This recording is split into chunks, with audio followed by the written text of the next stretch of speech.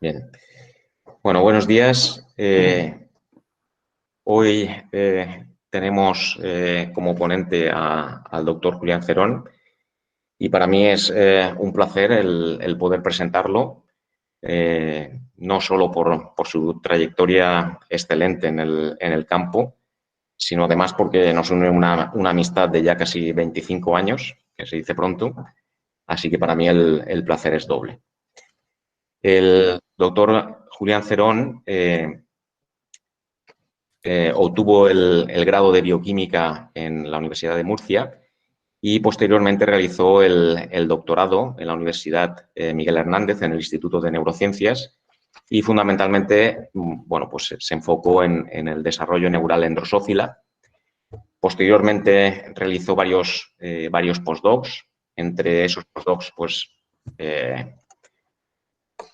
realizó un postdoc en una estancia corta en el laboratorio de Ángela Giangrande, donde allí en Estrasburgo, pues sobre todo, cambió, digamos, transitoriamente de modelo y estuvo trabajando en el desarrollo embrionario del pollo. Posteriormente ya pasó a Estados Unidos, donde ha realizado 2 estancias postdoctorales, una en el laboratorio del doctor Yang Shi, en la Universidad de Harvard, donde empezó ya a trabajar con el modelo que nos va a mostrar hoy, el modelo de C. elegans, fundamentalmente trabajando en embriogénesis y también en procesos transcripcionales que están implicados en la embriogénesis.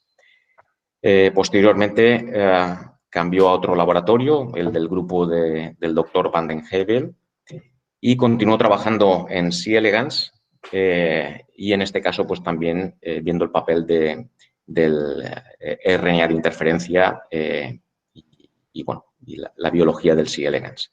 En este caso estuvo en el Harvard Medical School en Boston.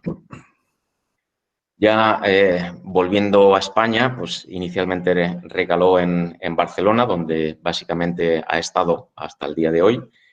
Inicialmente volvió con una beca, con un contrato Marie Curie en el Institut de Recerca Vall d'Hebron y ya desde el 2009 inició el programa Miguel Servet y bueno, ya empezó en el Instituto de Investigación IDIBEI en Bellvitge y desde el 2018 pues ya tiene una tenure position y dirige como investigador principal el grupo de modelos de enfermedad en C. elegans. Dentro de estas patologías que ha estudiado con el modelo de C. elegans está tanto el cáncer, retinitis pigmentosa y no sé si bueno, pues, a lo largo de la charla a lo mejor nos indica algunas más a través de colaboraciones o otras líneas de investigación. El doctor Julián Cerón, sobre todo, tiene una dilatada experiencia en este modelo, el C. elegans, pero en los últimos años, además, se ha especializado en el estudio de la técnica CRISP y de su aplicación en este modelo. Y es un poco de lo que nos va a hablar a continuación. El doctor Julián Cerón ha publicado en numerosas revistas de gran calidad, desde PLOS Genetics, Molecular Cell, Genome Research, Genes Development, PLOS Genetics, Human Molecular Genetics, etc. Pero también me gustaría destacar el papel que ha tenido para formar a grandes científicos y doctorandos y que hoy en día pues, están diseminados pues, tanto por la Universidad de Toronto, el Instituto Pasteur, Universidad de Viena, etc. Y en los últimos años, además, pues también de forma muy original y con, bueno, que os animo a mirar también, a echarle un vistazo, pues también realiza parte de su tiempo a la divulgación científica. Así que, nada, Julián, para mí, como sabes, es un placer. Sé que eres un excelente orador, así que vamos a disfrutar mucho de tu charla. Adelante, cuando quieras. Bueno, Iván, pues muchas gracias por tu presentación. Se nota que eres mi amigo. Y bueno, y agradeceros a todos la atención y vuestro tiempo por estar aquí delante para escucharnos nuestro trabajo y bueno, por el esfuerzo que supone atender a veces a este tipo de seminarios. Hoy os voy a hablar de cómo usamos la tecnología CRISPR para estudiar enfermedades humanas que tienen un origen genético. Y bueno, básicamente voy a dividir la charla en tres partes. Primero os hablaré un poquito del modelo, porque bueno, hay algunos aspectos que todavía no se conocen quizás muy bien. Luego, en el segundo bloque, os hablaré de cómo lo utilizamos el modelo para investigar enfermedades humanas.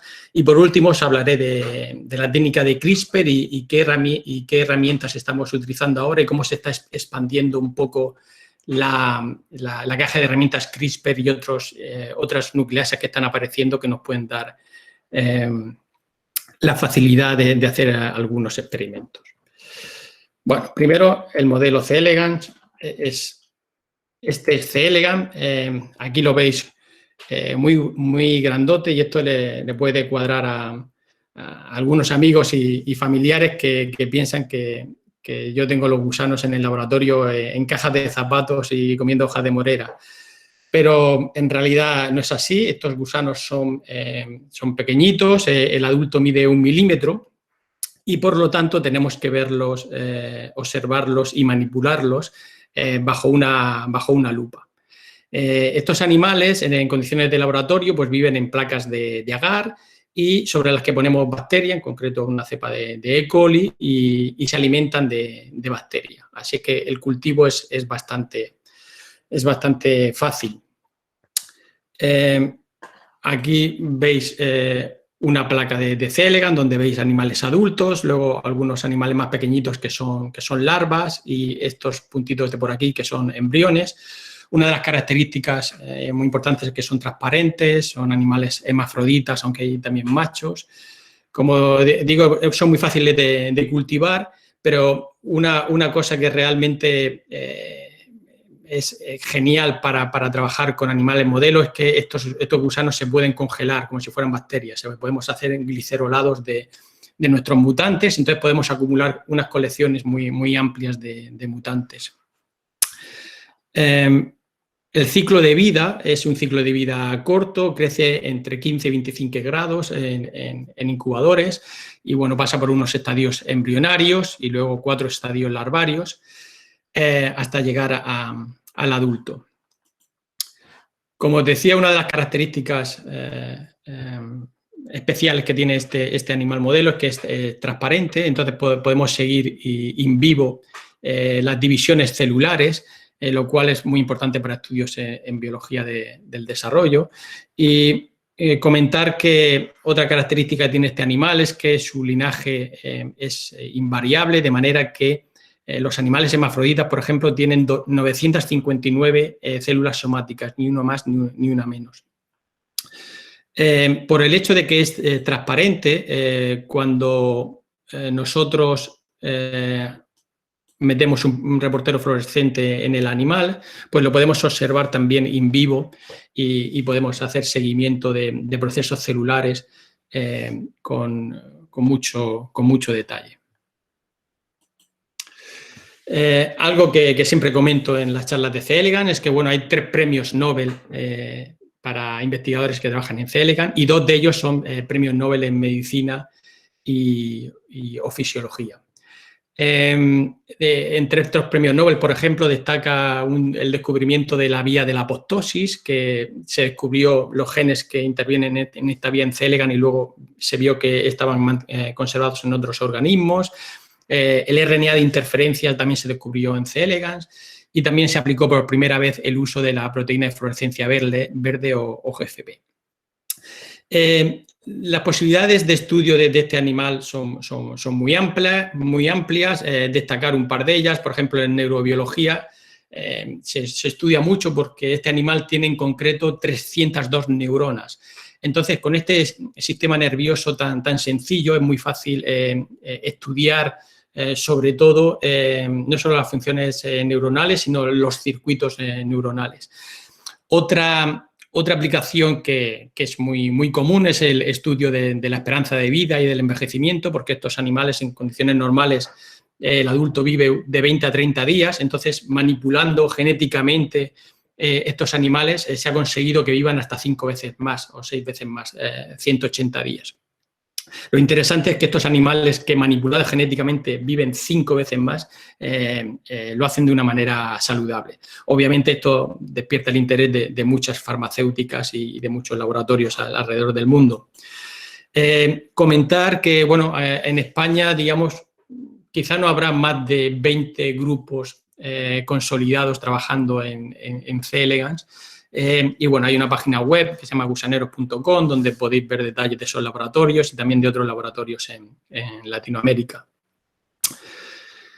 Si uno teclea Caenorhabditis elegans en PubMed, encontrará que hay más de 30.000 publicaciones, ¿no? 30.000 publicaciones sobre un animal que tiene 1 milímetro de tamaño. Toda esta información está recopilada en diversos libros. Una cosa que a mí me impresiona mucho es, la primera vez que lo vi, es un atlas de anatomía de C. elegans. O sea, un animal de 1 milímetro y tiene un atlas de anatomía que es así de gordo. Para que os deis una idea de que, bueno, aunque es un animal pequeño, obviamente es un sistema muy complejo. Toda esta información hoy en día está recopilada en la web y si estáis interesados os recomiendo que visitéis un par de páginas web para esto. Una es Wormbase, donde bueno, están todas las anotaciones del genoma, los genes, sus fenotipos y demás. Y la otra es Wormbook, donde hay capítulos específicos para cada uno de los temas. Por poneros un ejemplo, si entráis en Wormbook, veréis que hay distintas temáticas sobre C. elegans, desde señales de traducción, desarrollo, o bioquímica, o screening de fármacos.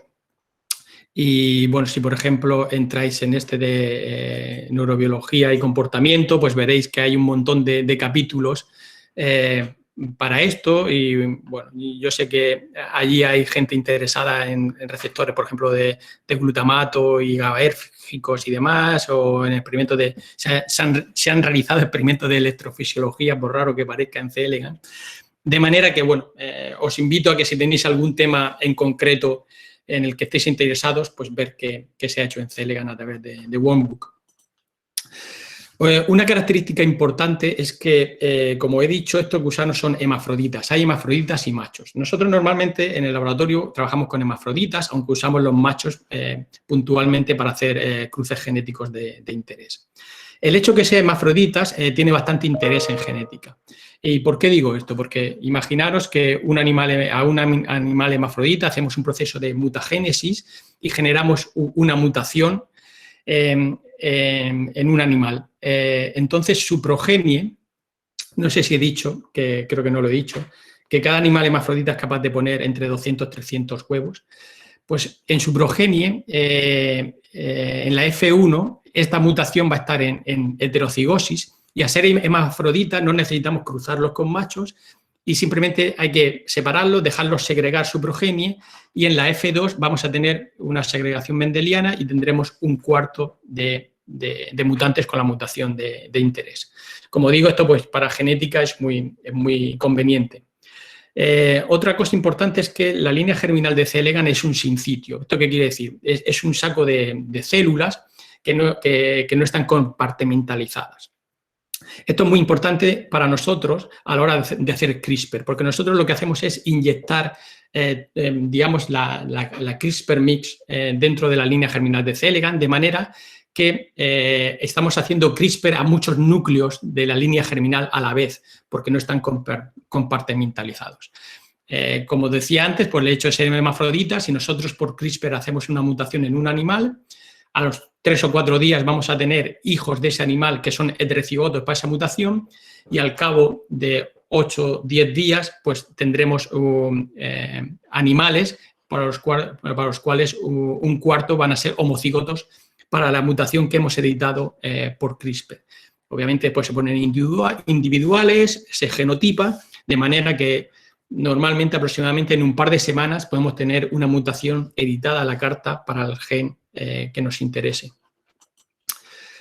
Vale, ahora, bueno, esta es la parte de un poco de C. elegans y he mencionado algunas de las características que nos pueden servir pues, para entender lo que voy a explicar a partir de ahora.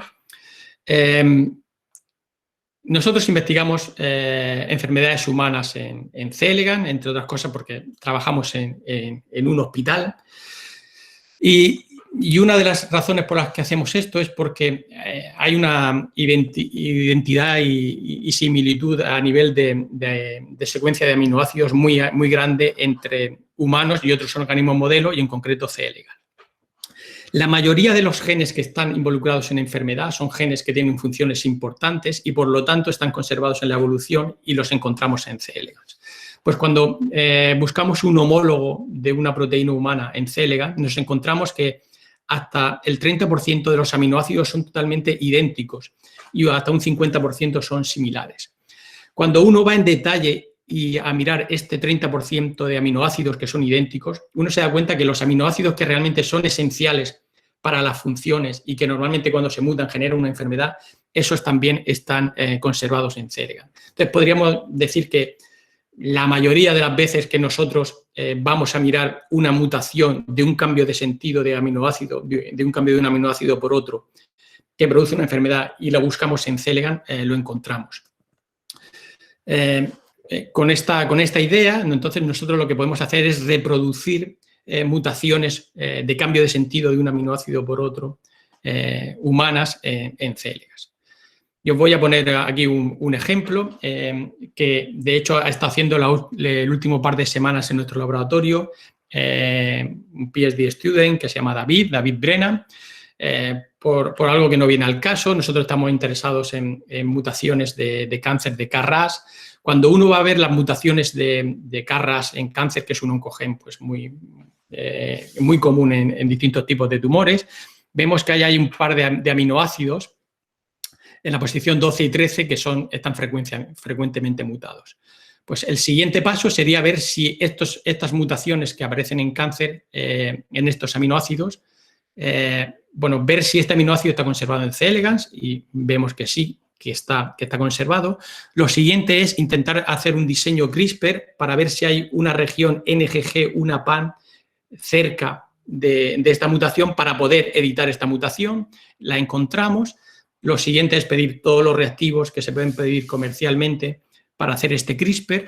Y una vez que hacemos el CRISPR y cambiamos un aminoácido por otro, lo que hacemos es lo genotipamos y vemos un fenotipo. Y el fenotipo que ha visto David esta semana es un fenotipo que se llama multivulva, en el cual esta mutación de ganancia de función hace que el gusano, en lugar de tener una vulva, pues tenga distintas vulvas. Bueno, esto es, como decía, un ejemplo para ver cómo podemos trabajar con mutaciones humanas en C. elegans. Luego os hablaré de más. Esto no es una idea especialmente novedosa. De hecho, hay mucha gente haciéndolo y, de hecho, hay grandes compañías que están trabajando en esto. Si tenéis curiosidad, os invito a visitar la web de Perlara, por ejemplo, que es una empresa americana, en la cual pues, está consiguiendo unas inversiones muy grandes y muy importantes de dinero para estudiar distintos tipos de enfermedades, y su filosofía es esta, ¿no? Intentar modelar estas mutaciones en distintos animales modelo para conseguir llegar a un fármaco. Vale, entonces, ¿por qué estamos de acuerdo que estas mutaciones humanas se pueden modelar en animales, pero por qué hacerlo en C. elegans? Bueno, la primera razón es porque es un modelo rápido, como os he dicho, fácil de cultivar, es barato, la cultivamos en agar y placas de plástico. Y el otro punto a favor es que está, digamos, en línea con el concepto de las 3 R's, ¿no? ¿Y qué es el concepto de las 3 R's? El concepto de las 3 R's es un concepto en el cual es una idea en el cual se pretende que los investigadores que trabajan con animales pues usen el mínimo número de animales posible por cuestiones éticas. Una cosa importante de C. elegans es que a nivel de comité ético no se considera un animal. Los invertebrados para los comités éticos no son animales. Entonces, si tenemos que sacar información funcional de una mutación humana y lo podemos hacer en C. elegans, pues obviamente será mucho mejor que no sacrificando otros animales como pueden ser ratones.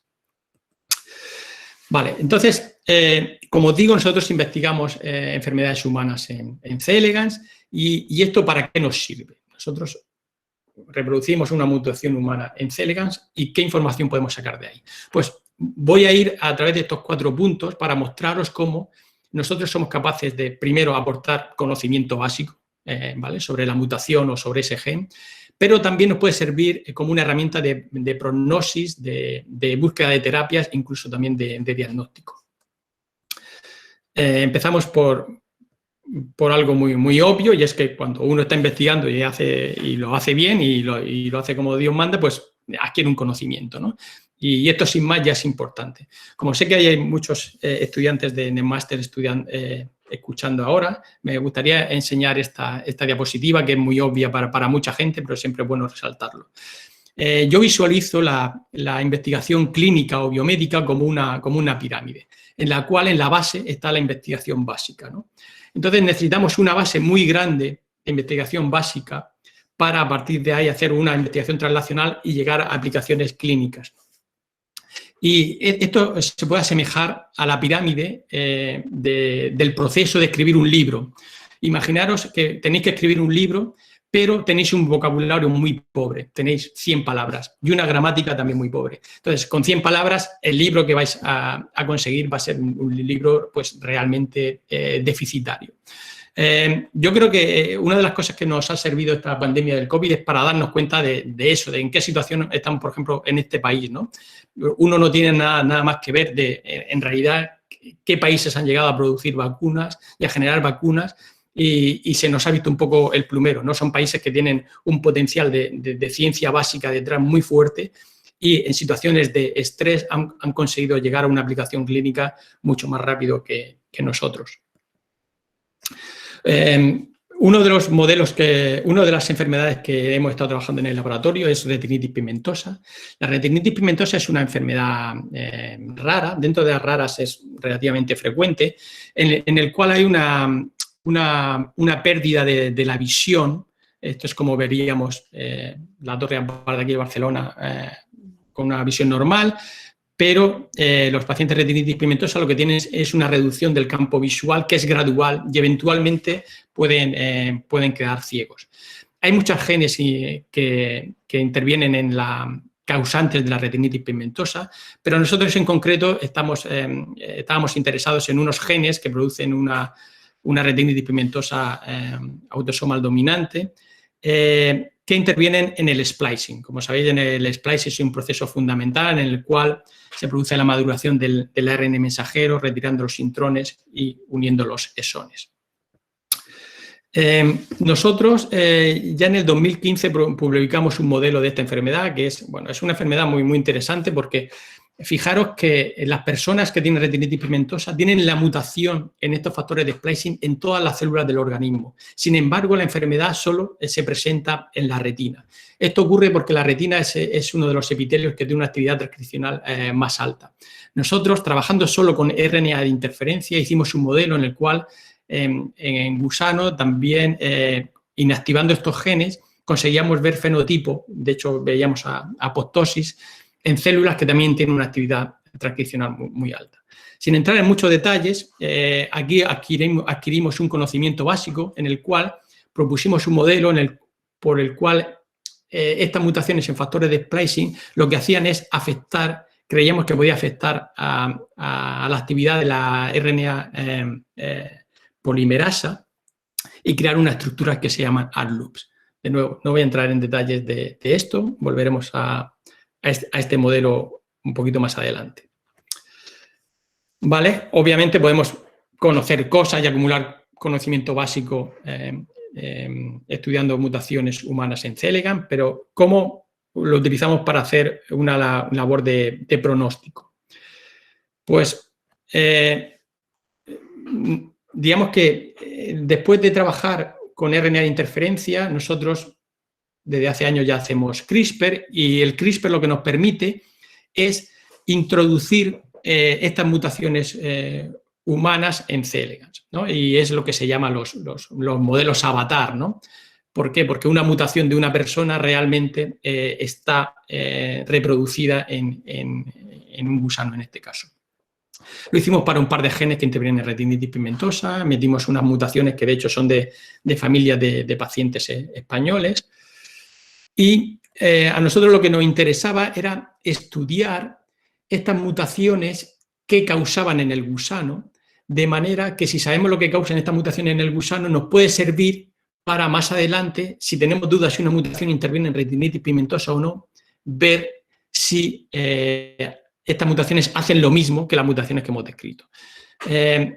Un estudiante también de doctorado en el laboratorio, Dimitri, lo que ha hecho es nanopore sequencing de estos gusanos avatar, y lo que vio es que estos mutantes pues, tenían algunos problemas de splicing en algunos genes concretos, validó algunos de ellos, de manera que ya tenemos una marca para estas mutaciones, un marcador molecular para el efecto de estas mutaciones. Como decía, en el modelo que sacamos en el 2015 decíamos que mutaciones en el splicing podían afectar a la actividad de la polimerasa.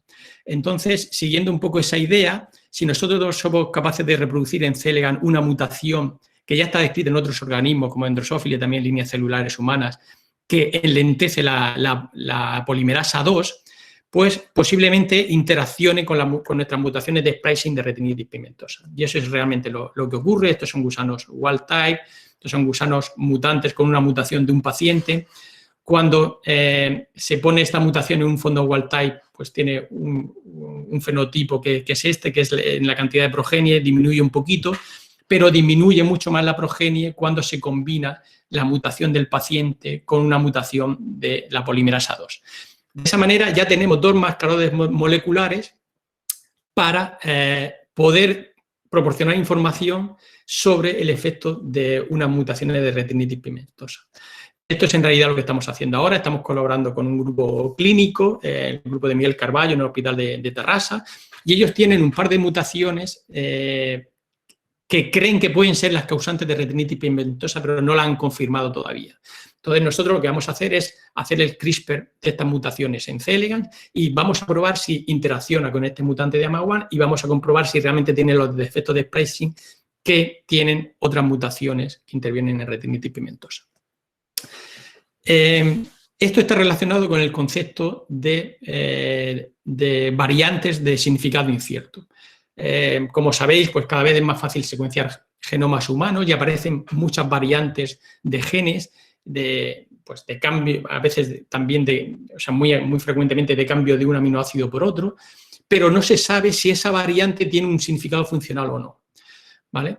Entonces, nosotros podemos utilizar C. elegans para esto.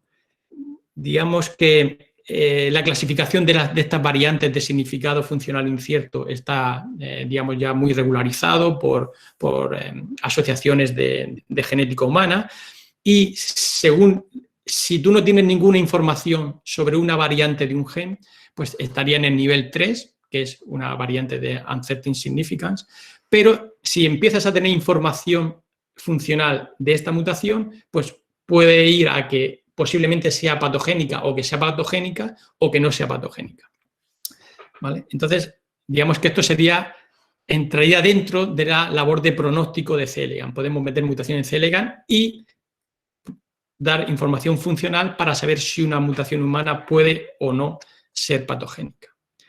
Ahora estamos yendo, digamos, un pasito más allá en este concepto, porque lo que estamos haciendo es humanizar genes de C. elegans.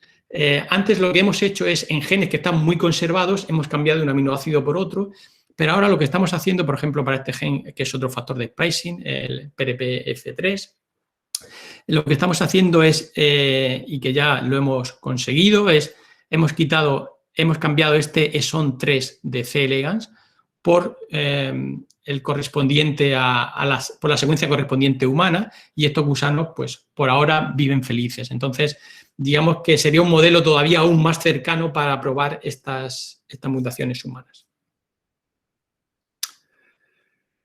Vale.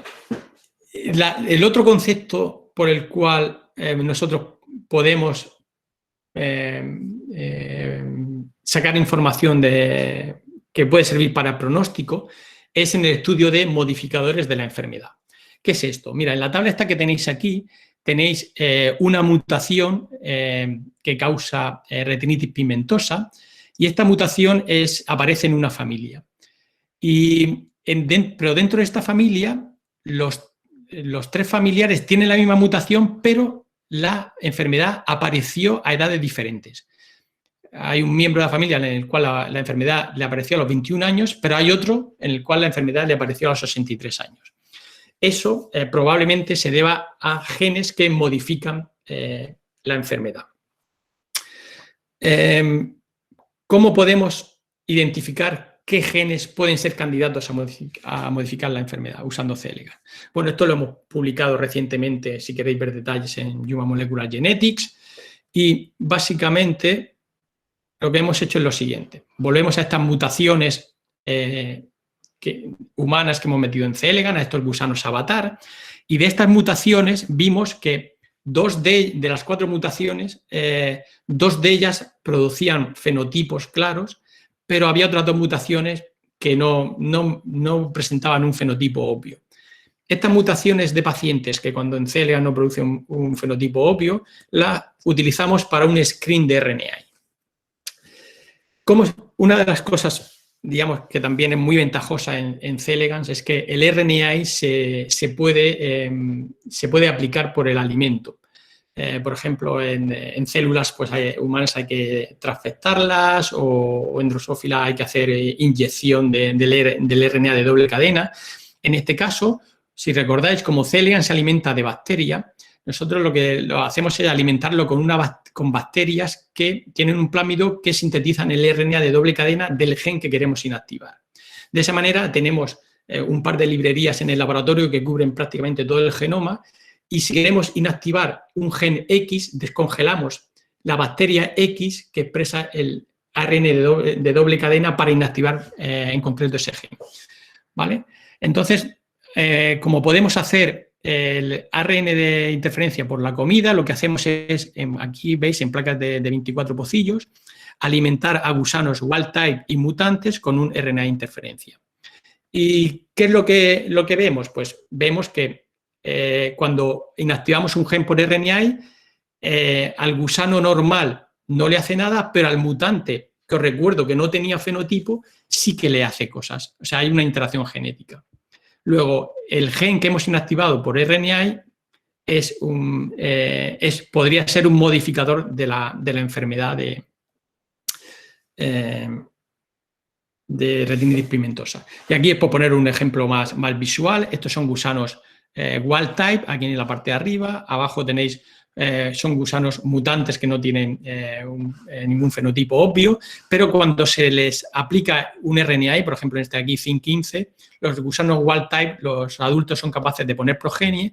En cambio, en el fondo mutante, este RNAi tiene un efecto mucho más fuerte y los gusanos son estériles. De esa manera identificamos una serie de modificadores, posibles modificadores de la enfermedad de retinitis pigmentosa. Y esto podría servir de diagnóstico, ¿no? Porque si esto se confirma, cuando una familia tiene una mutación, pueden decir, oye, vamos a mirarte este otro gen, porque si lo tienes mutado, posiblemente tu enfermedad va a ser más agresiva o menos que la de tus familiares. Vale. La siguiente cosa que podemos estudiar en C. elegans relacionado con enfermedades humanas es la búsqueda de terapias.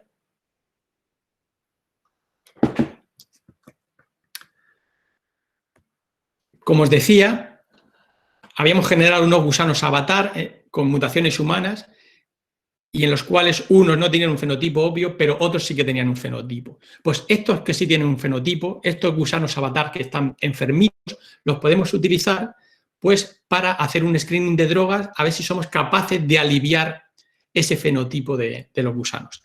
Esto lo hacemos en placas multiwell de 96 pocillos, creciendo los gusanos en líquido, y bueno, hacemos 4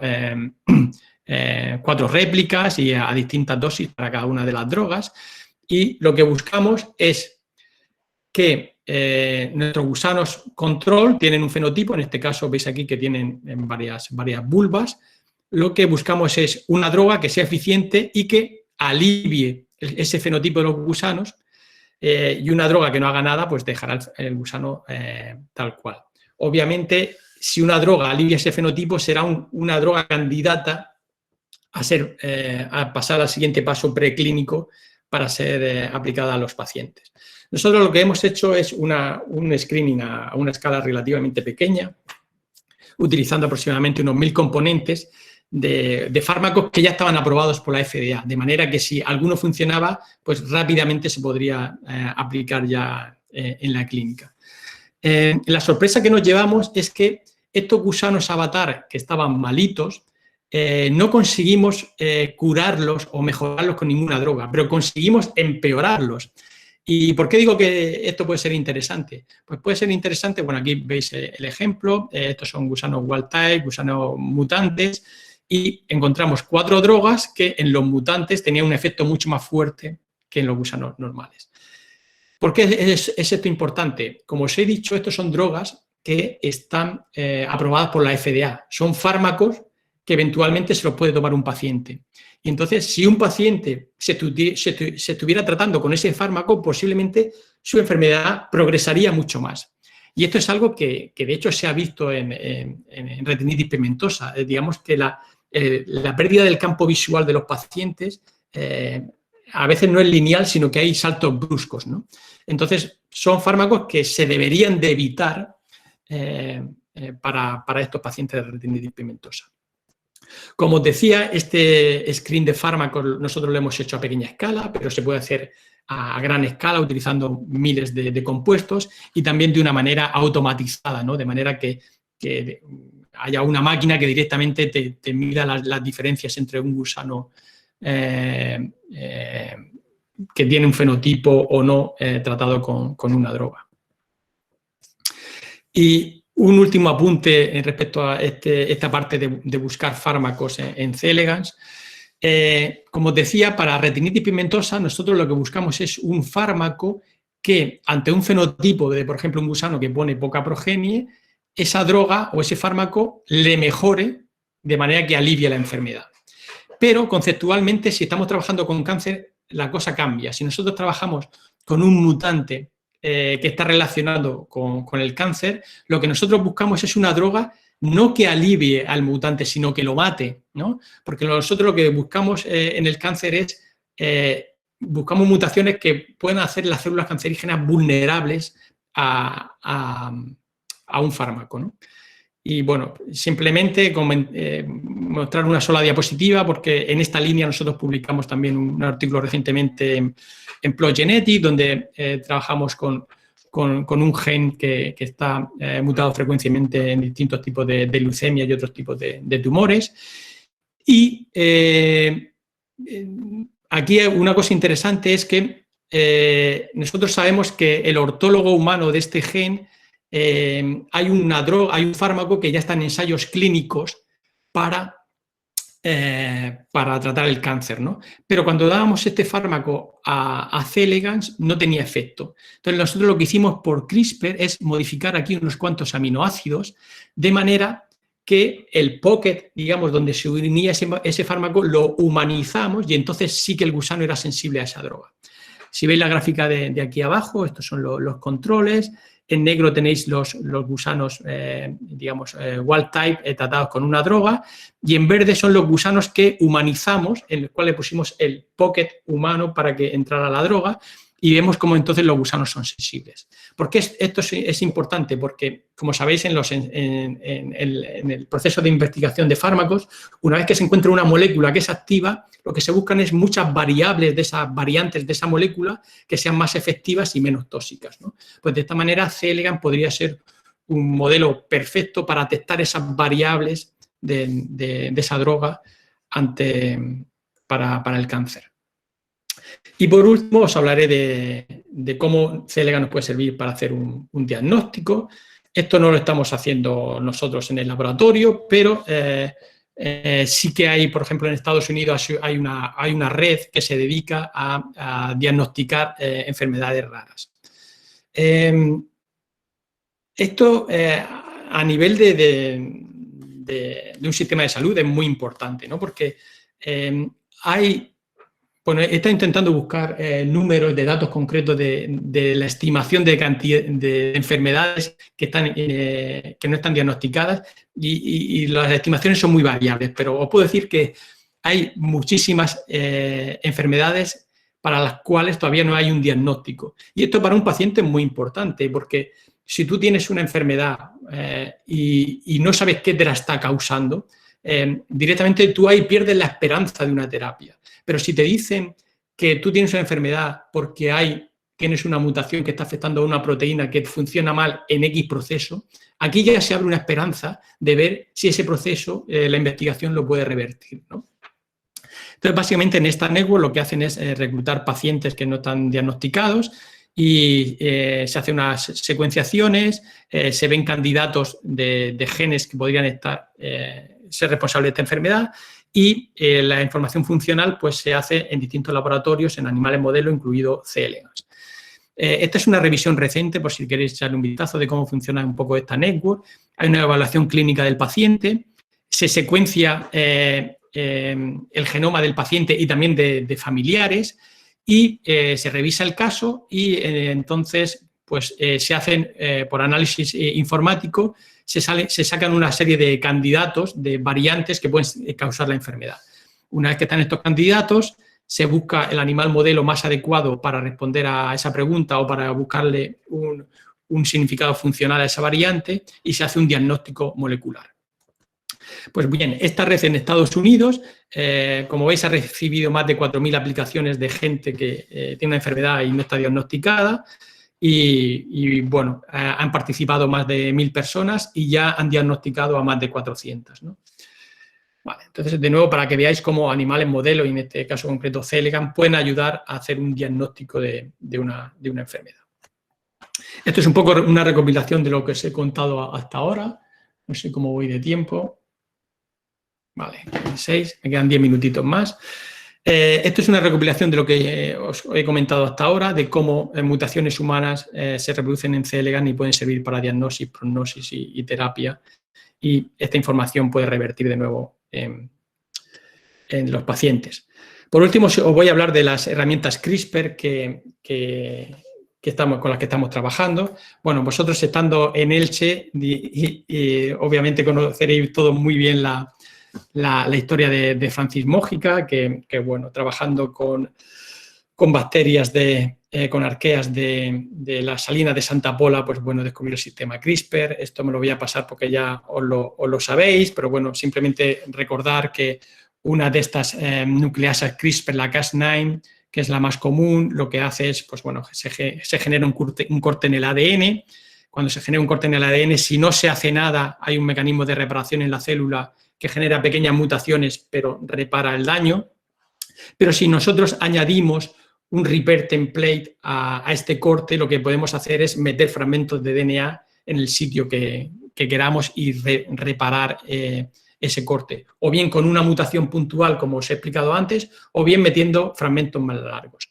Ocurre que meter fragmentos más largos es complicado. Nosotros recientemente también publicamos en Genetic una técnica para meter estos fragmentos más largos como una proteína de fluorescencia verde, pero en 2 pasos, metiendo en este caso la GFP.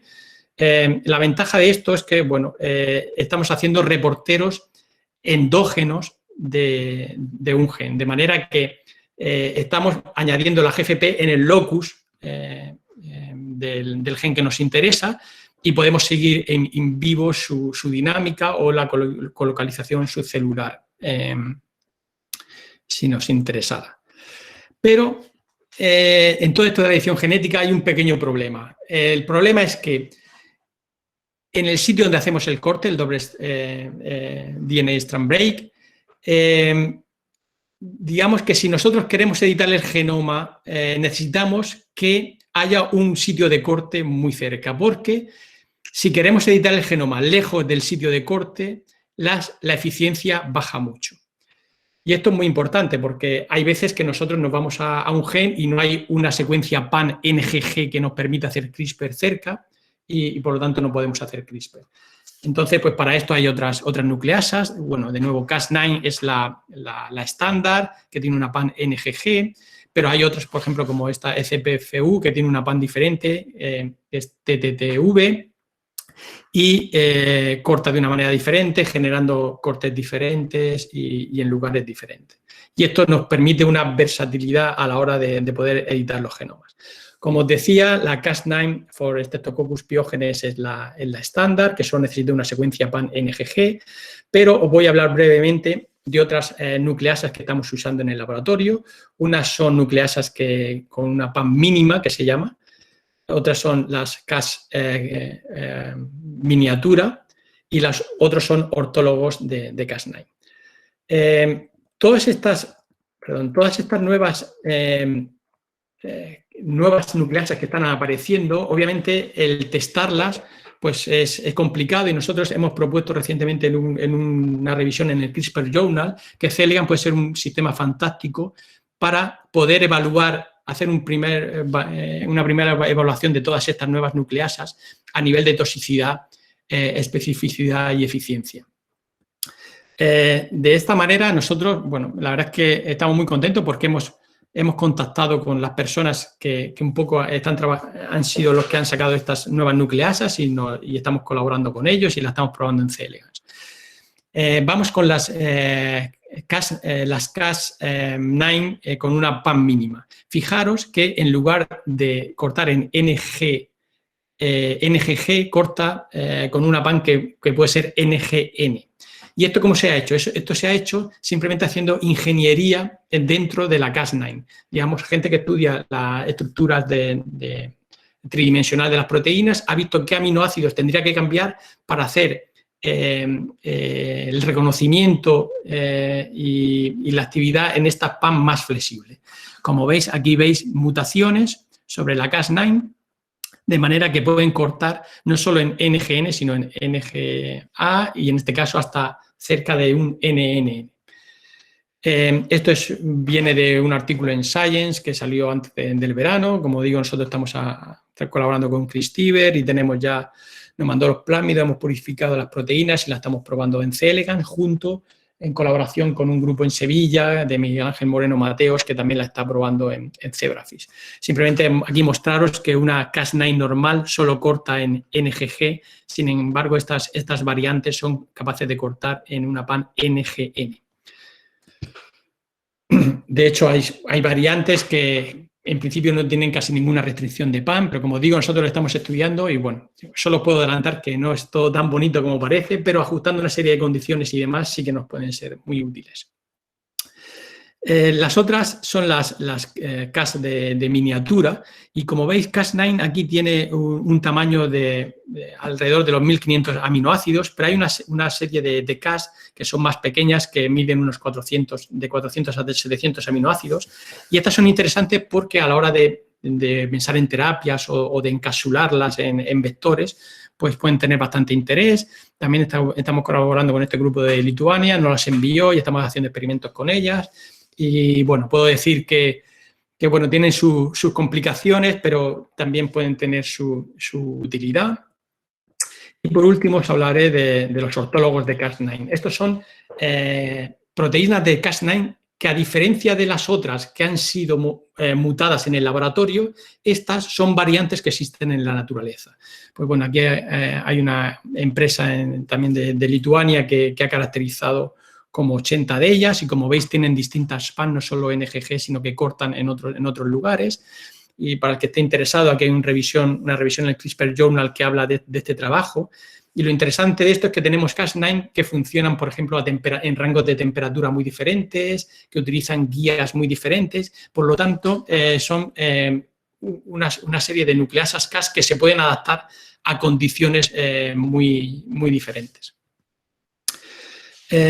Los sistemas CRISPR se han encontrado en el 85% de las arqueas y en un 40% de las bacterias. Pero posiblemente los sistemas CRISPR que conocemos ahora, estamos viendo la punta del iceberg, ¿no? Hay muchos más. Por lo tanto, de nuevo, nosotros creemos que C-elegans puede ayudar a hacer un poco de selección en la actividad de estas nucleasas. Una fuente de nuevas nucleasas Cas muy importante puede ser el océano. Y para eso es muy interesante los datos que han sacado una expedición, la expedición Malaspina, que como sabéis es una expedición española que lo que hizo es dieron la vuelta al mundo en el Hespérides, cogiendo muestras en distintos puntos. Lo interesante de la expedición Malaspina es que con esta roseta que veis aquí fueron capaces de coger muestras de hasta 3.000 metros de profundidad. Entonces hay unas muestras que son únicas de metagenómica de bacterias del océano profundo. Pues digamos la encargada de la parte de microbiología y de metagenómica de la expedición Malaspina es Silvia González Acinas, que bueno, es una colaboradora cercana, tan cercana como que es mi mujer, y estamos intentando pues un poco dar sentido a todos esos datos. Y ya pues por anticiparos un poco algo, en estas muestras de metagenómica de Malaspina se ha visto algo muy interesante, y es que los sistemas CRISPR son incluso más abundantes en el océano profundo que en la superficie, lo que se llama en el océano oscuro. Y bueno, y simplemente por mostraros una figura de un paper que está en preparación, han identificado 48 nuevas nucleasas Cas9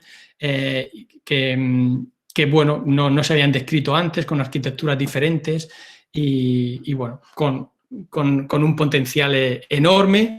Y bueno, la pena un poco que da es que bueno, no tenemos el músculo suficiente económico pues, para quizás sacarle todo el rendimiento que se podría sacar a todo este material. Estas son ya las últimas dos diapositivas para hacer un poco una recopilación de lo que os he hablado. Os he hablado de cómo mutaciones que son de cambio de sentido, de un cambio de un aminoácido por otro, se pueden reproducir en C. elegans y nos puede dar una información muy, muy útil para los pacientes. Y esto es un poco una visión global de lo que estamos haciendo en el laboratorio.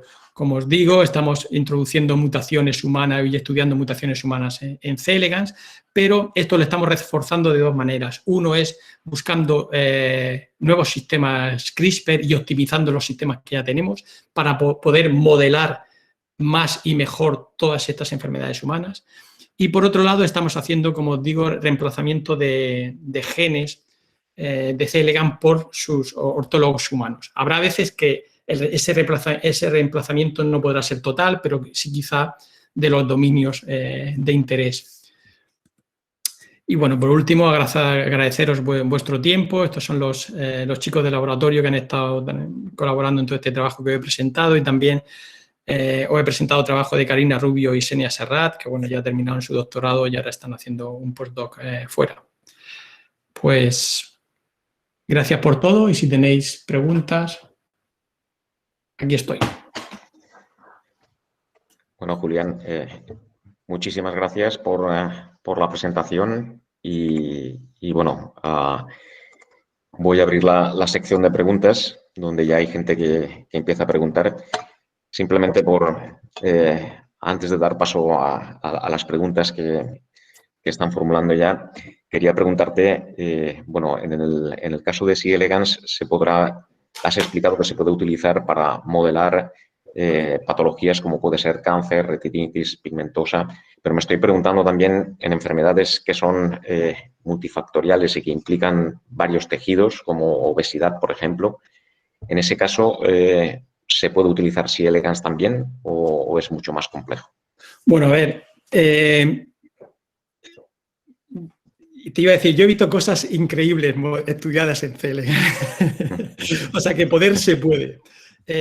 Por ejemplo, de obesidad, obviamente sí, todo lo que es la vía de enzimas que influyen en lipidogénesis o en la acumulación de lípidos se ha estudiado. Y la respuesta corta diríamos que sí se puede modelar muchas cosas. Se ha modelado hasta autismo, que es una enfermedad muy compleja. Hay artículos de estudios de autismo en C. elegans, pero obviamente pues hay cosas para las que es directamente y obviamente mucho mejor, como por ejemplo estudios de envejecimiento, y otras pues que, bueno, pues hay que cogerlo un poquito más con pinzas y tener un poco más claro la pregunta que quieres resolver. Muy bien. Pues nada, te voy a formular algunas de las preguntas que tenemos aquí. Por un lado, pregunta Ángel Eduardo Parra. Bueno, gracias. Me ha encantado la presentación, ya que he trabajado con CRISPR en bacterias. Tengo varias preguntas. Durante el ensayo, ¿has visto off-target? Ya que por frecuencias de secuencia spam puede cortarse fuera del gen diana. Sí, bueno, esa es una preocupación que siempre existe, el off-target.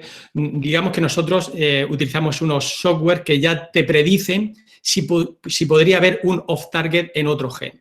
Entonces, nosotros intentamos buscar guías que no dan off-target o que no predicen tener off-target, pero si tenemos que utilizar una que nos va a dar un off-target, lo que hacemos es tenerlo en cuenta y si, por ejemplo, está en otro cromosoma, después podemos, por cruces genéticos, quitarla. Si realmente nos preocupa mucho, eventualmente se puede secuenciar ese trocito de gen para ver que no está. Pero sí, es muy buena pregunta y los off-target siempre es una preocupación, mucho más en terapias humanas que en estudio con animales modelo.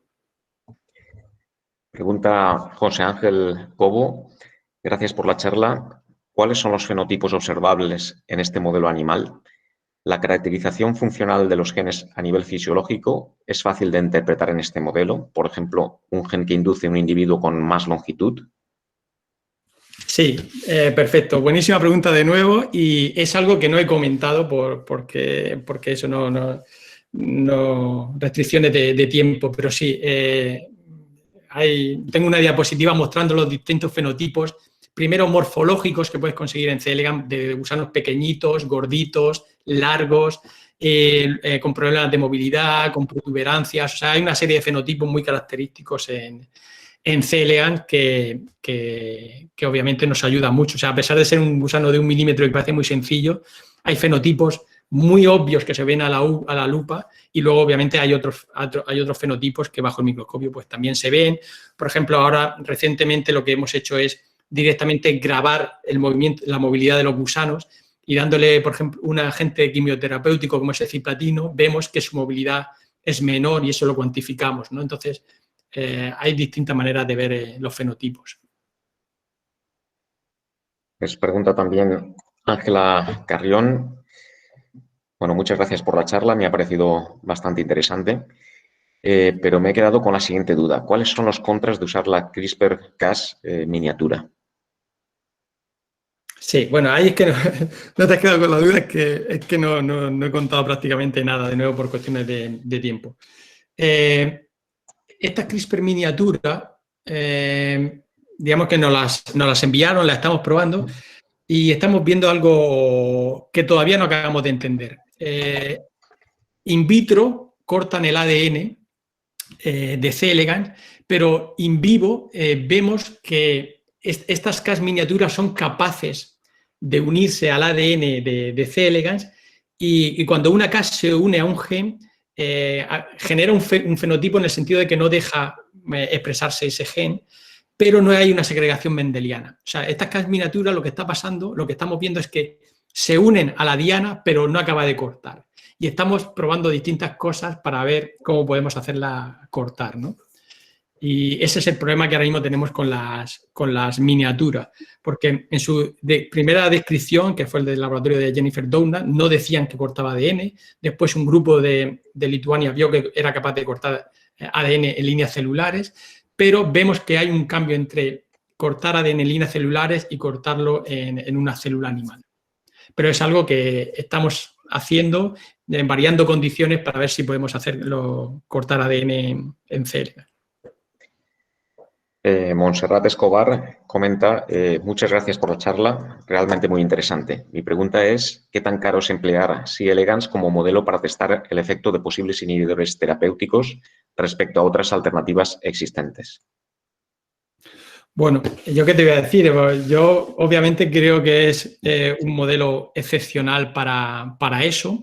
Es muy barato, bueno, ya ni te cuento comparado con ratones, ¿no? Pero incluso con líneas celulares humanas, es un animal multicelular Y lo que sí que hay que tener en cuenta es el caso que os comentaba antes, ¿no? Que si tú estás interesado en un inhibidor en concreto, lo primero es ver si ese inhibidor realmente puede ser que en C. elegans la diana no esté conservada, pero eso por CRISPR se puede modificar.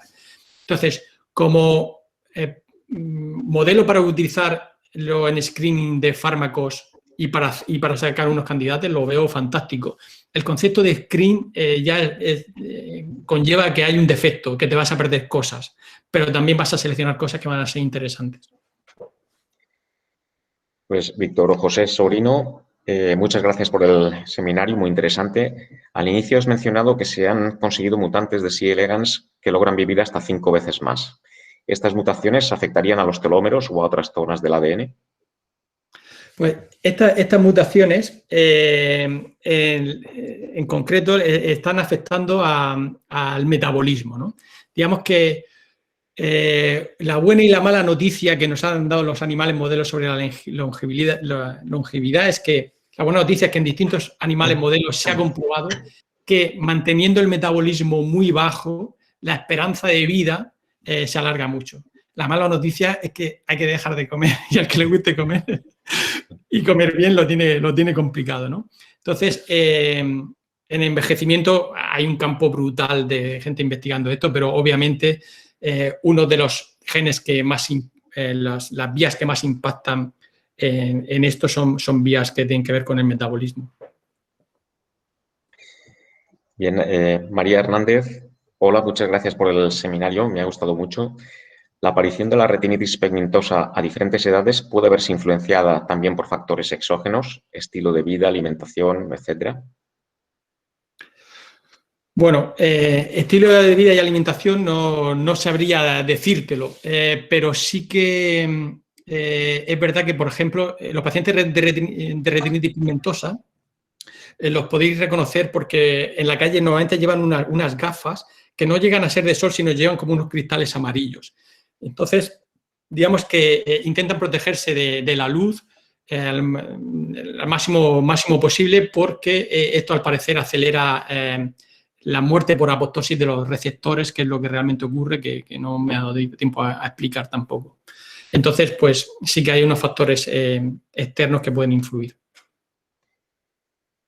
Bien, Ángel Eduardo Parra, que había comentado que tenía varias preguntas, pues dice también, en las librerías que tienen de CRISPR en bacterias, ¿han diseñado los RNA guías de forma in silico con base al genoma de C. elegans?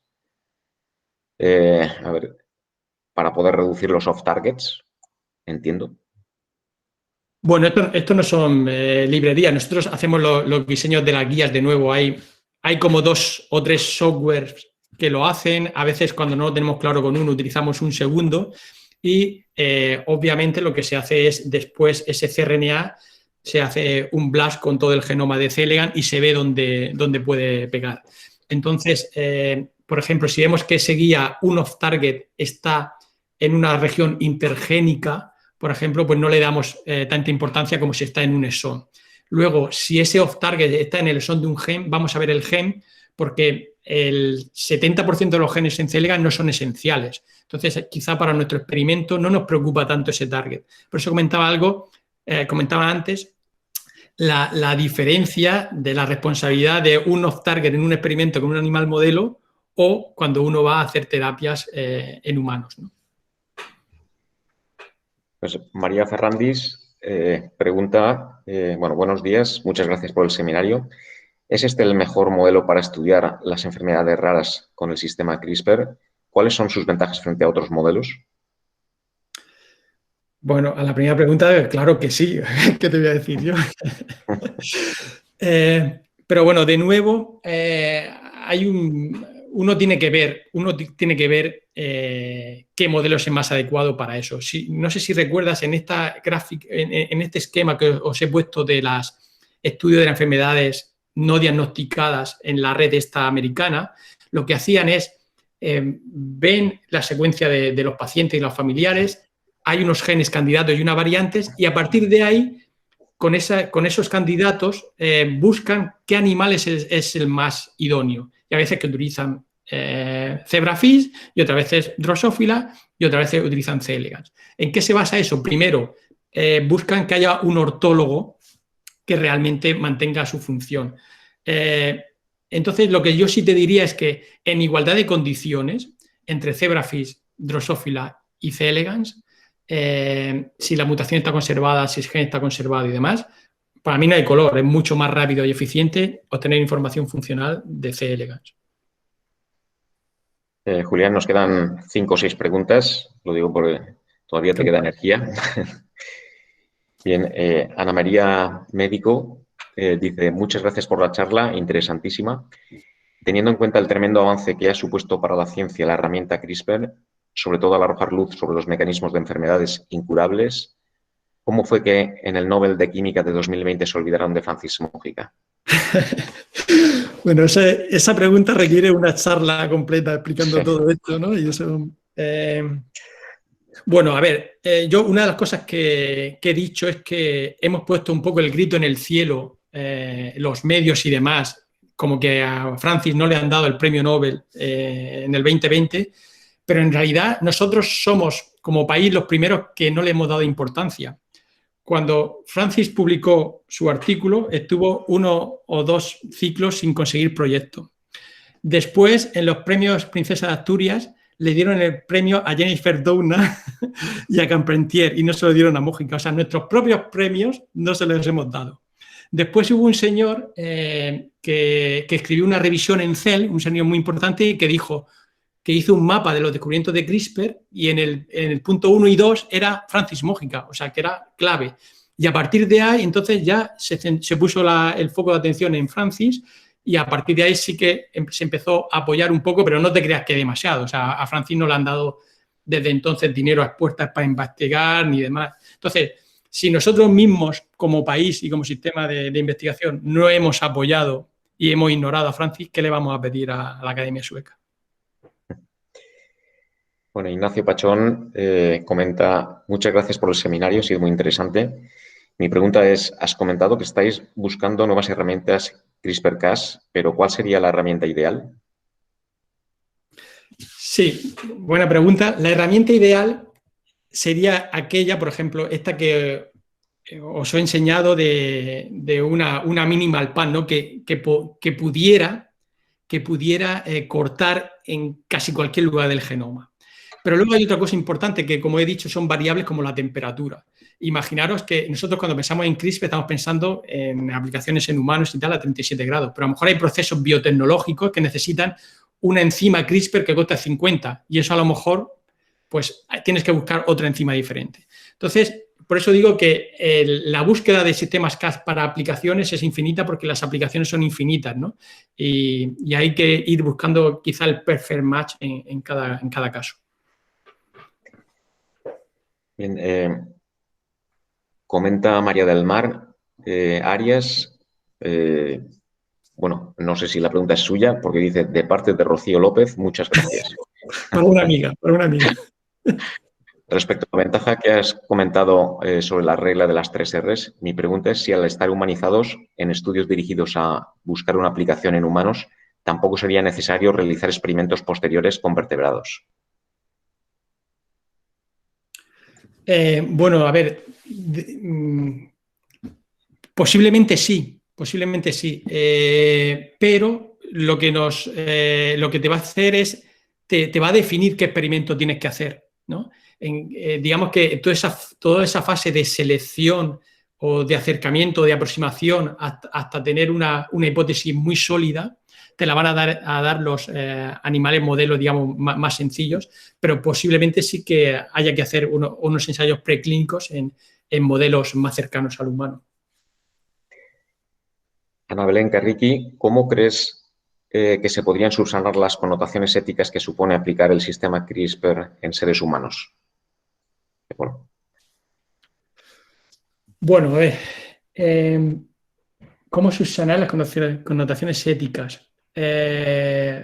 Bueno, a ver, es que eso es un tema muy, muy complejo. A ver, una cosa es utilizar el CRISPR para modificar embriones humanos, ¿no? Entonces, eso es son cambios que van a quedar estables, digamos, en la especie, y obviamente pues eso tiene unas connotaciones éticas pues muy, muy fuertes, ¿no? Y que se nos escapan.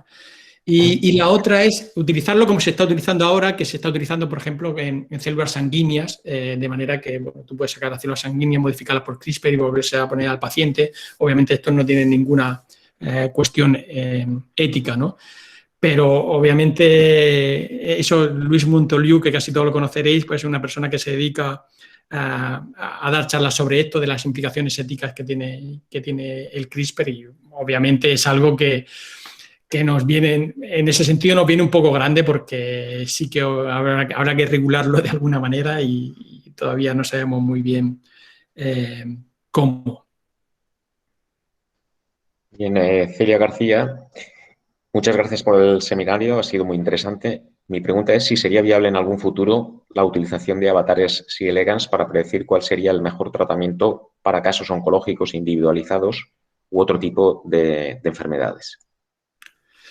Bueno, a ver, yo no lo he comentado de nuevo por cuestiones de espacio, pero nosotros tenemos un proyecto de la Asociación Española contra el Cáncer, un proyecto pequeñito, se llama Proyecto Semilla, pues para generar hipótesis y demás, y nosotros estamos convencidos de que sí, de que C. elegans puede tener muchas aplicaciones pues para meter mutaciones de cáncer y buscar vulnerabilidades. Como decía antes, lo que nosotros buscamos en este caso es meter una mutación en el gusano de cáncer que haga al gusano vulnerable a un fármaco y demás, de manera que esto nos pueda guiar un poco en la terapia. Otra cosa que estamos haciendo es el fenómeno que hemos estado trabajando, y tenemos un par de publicaciones en esto, es en la resistencia a la quimioterapia.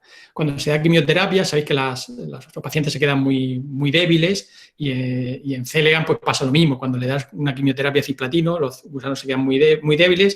Entonces buscamos factores que hacen que esa quimioterapia sea más fuerte o más débil, pues para poder extrapolarlo a humanos. Y esa es otra vía que yo creo que C. elegans tiene mucha utilidad, de buscar factores que modifiquen la intensidad de la quimioterapia y los efectos secundarios de la quimioterapia. Noelia Antón, muy interesante, gracias. Ha comentado que publicaron una forma de introducir fragmentos más largos en el genoma, no solo el cambio de un nucleótido por otro. ¿Podría explicar brevemente cómo lo hicieron? Sí. Bueno, esto es, digamos que en el campo apareció un trabajo en el 2014-2015 en el cual, si tú cortabas el ADN y proporcionabas un repair template, no sabría cómo decirlo en castellano, un molde de reparación, una secuencia de reparación, que es un fragmento de PCR, ese fragmento entraba muy bien en ese sitio de corte. Lo que sí que es verdad es que según ese fragmento de PCR es más grande, las dificultades son mayores. El campo en general está muy interesado en poder meter de una manera eficiente proteínas de fluorescencia, que suelen tener alrededor de unos 1000 nucleótidos o así, ¿no? Entonces, pero la eficiencia era muy baja. Nosotros probando las condiciones de este trabajo no nos funcionaba. Y es lo típico de que alguien lo ha publicado y durante 2 años la gente va probando y no le sale, y a los 2 años en congresos y me dice, oye, a ti te sale esto, no, a mí no, tal. Entonces buscamos una solución.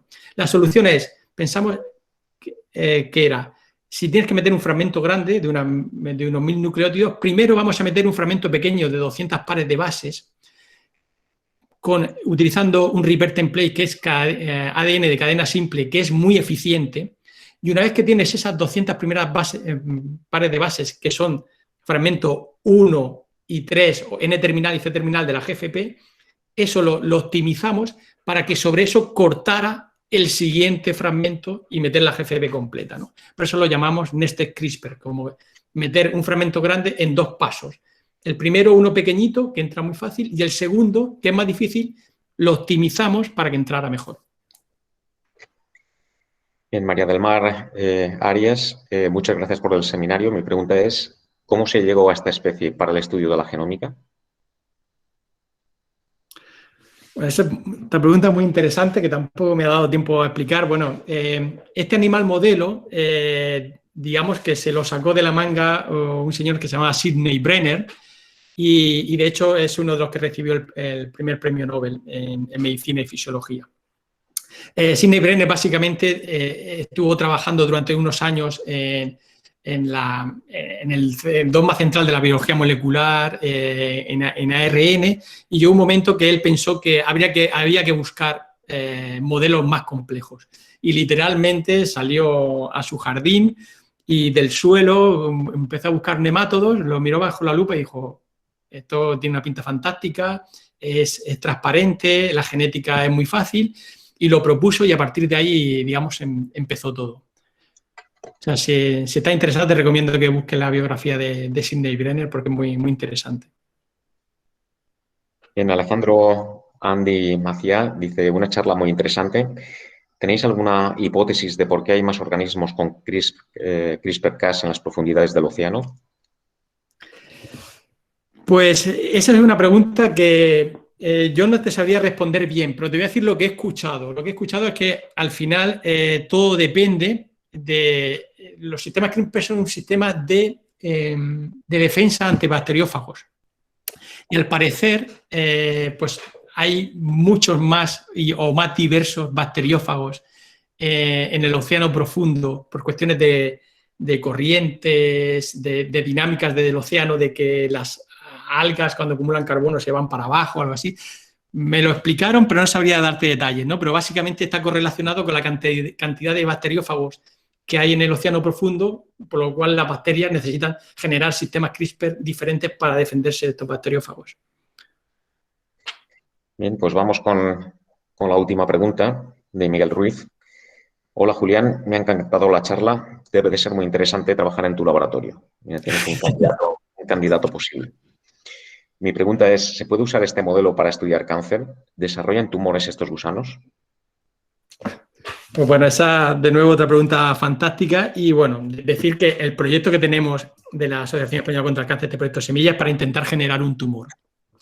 A ver, la definición de cáncer y de tumor son complejas, hay controversia, pero digamos que un cáncer conlleva una proliferación celular descontrolada y una invasión en tejidos. Entonces yo creo que generar un cáncer en C. elegans pues puede ser complicado, pero generar un tumor sí que es factible, porque uno ve todas las vías que intervienen en cáncer, la vía de RAS, TGF-beta, apoptosis, todas estas vías están en C. elegans. Lo que pasa es que C. elegans tiene un linaje celular, como he dicho, muy estereotipado y cuesta un poco sacarlo de ahí. Pero uno de los proyectos que tenemos, en lo que estamos trabajando, es en eso, intentar generar un tumor. Somos capaces de generar una overproliferation, pero un tumor así de estas que digas, wow, una pelota de células importante, es lo que estamos detrás de ello. Tenemos ideas de cómo intentar conseguirlo, pero veremos si somos capaces de conseguirlo o no. Bueno, Julián, yo creo que vamos a dejarlo aquí. Creo que ya te hemos exprimido suficiente. Encantado de tantas preguntas y todas han sido buenísimas. Así que enhorabuena a todos y gracias por vuestra atención. Bueno, muchísimas gracias a ti porque, vamos, ha sido una charla estupenda y hemos disfrutado con el tema. Así que, nada, voy a dejar de grabar, pero agradecería que te quedaras un par de minutos más. ¿Vale? Perfecto. Bueno, muchas gracias a todos. Gracias a todos, chicos.